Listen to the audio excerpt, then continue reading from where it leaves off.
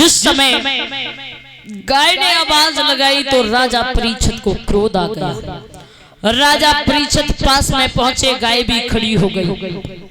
महाराज, राजा परीक्षित गाय की तरफ देख रहे हैं कि ये कोई साधारण गाय नहीं हो सकती है, क्योंकि ये गाय एक मानव की तरह, मनुष्य की तरह बातें कर रही है। राजा परीक्षित ने आगे बढ़कर के जवाब दिया, कौन हो तुम? गाय रो करके बोली, महाराज मैं पृथ्वी हूं, लेकिन रो क्यों रही हो?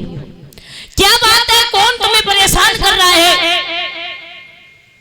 गाय ने पीछे जैसे ही मुड़ करके देखा, राजा परीक्षित को क्रोध आ गया। जवाब दिया, और नीच, तू कौन है जो हमारी गाय माता पर हाथ उठा रहा है? तुझे पता है कि गाय माता की पूजा की जाती है और तू हमारी गाय पर हाथ उठा रहा है? हम इस हाथ को छोड़ेंगे नहीं, इस हाथ को काट देंगे। जवाब दिया, महाराज नहीं मार सकते आप मुझे। क्यों? जवाब दिया, इसलिए नहीं मार सकते कि ब्रह्मा जी ने सतयुग, द्वापर, त्रेता ये तीनों की रचना की, चौथा हमें भी बनाया है। हमारा नाम कलयुग है। अच्छा, कलयुग हो तो फिर क्या गाय पर हाथ उठाओगे?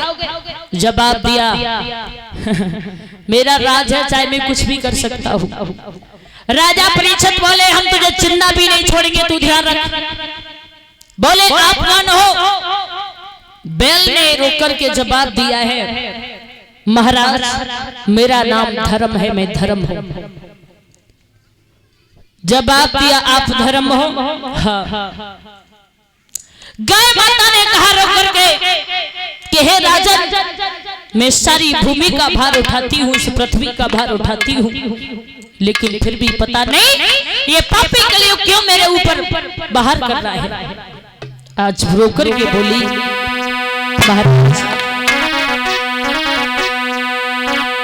कि पृथ्वी बोली, ओ महाराज, और मैं पूरा भार उठाती हूँ।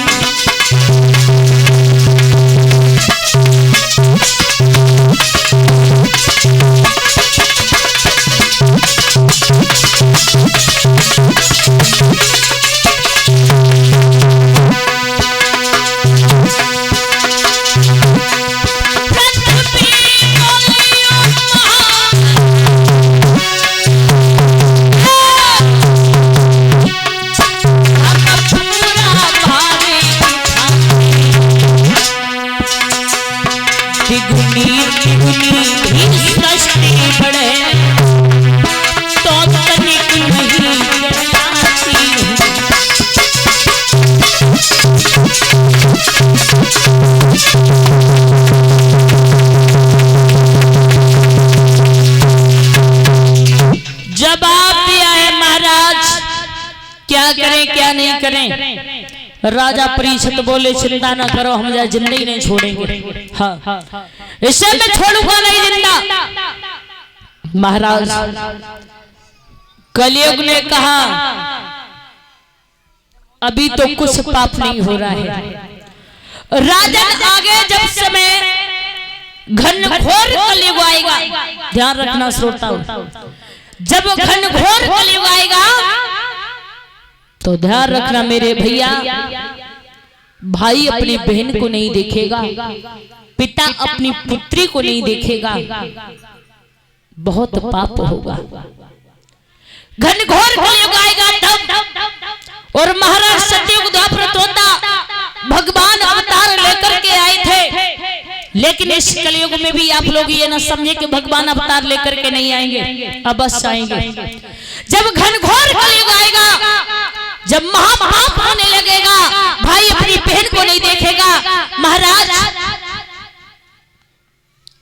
पिता अपनी बेटी को नहीं देखेगा, तो भगवान प्रमाण ऐसा मिलता है भागवत के अंदर कि भगवान सम्मल नगरी में अवतार लेकर के आएंगे एक ब्राह्मण के घर पर, एक कुंवारी कन्या के गर्भ से। महाराज उसे कलंक लगेगा, लेकिन जिस समय भगवान आएंगे सम्मल नगरी में, सतयुग, द्वापर, त्रेता में भगवान ने लीला को दिखाया, लेकिन लेकिन इस कलयुग में आकर के लीलाओं को नहीं दिखाएंगे। ध्यान रखना, भगवान के हाथ में कटारी होगी और भगवान महापल्लेसी करते चले आएंगे।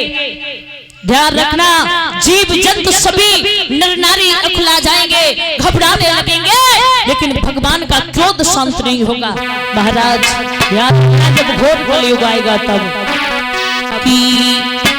सम्मल नगरी और आवे गो जीवन सी को भैया।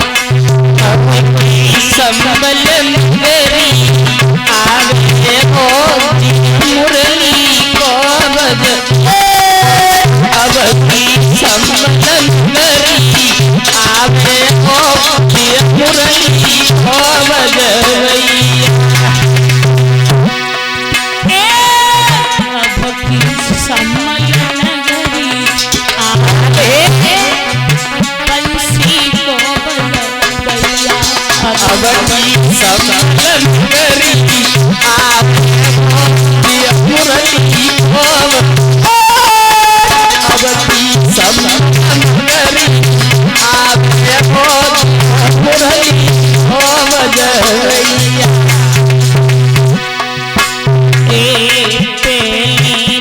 जमी बंसी बजाई, पहले तो जमी बंसी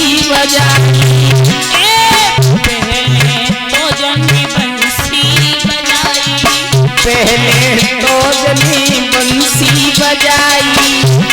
एक बाकी भूनती नदी आवे बंसी को, अब की भूनती नदी आवे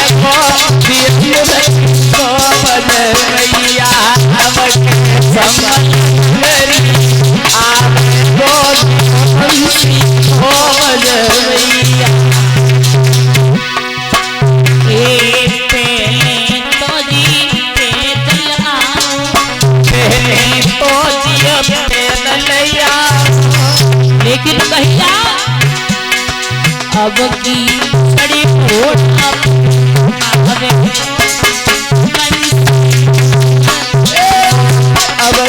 जड़े बंसी को बज भैया। अब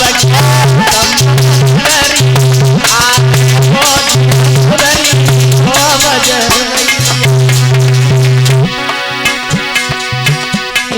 पहले तो जनी लीला रचाई, पहले तो जनी लीला रचाई।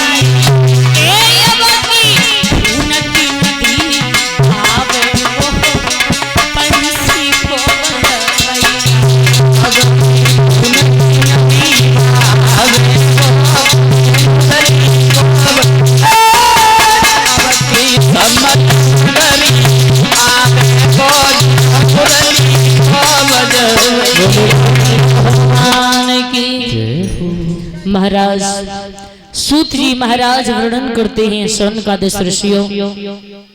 आज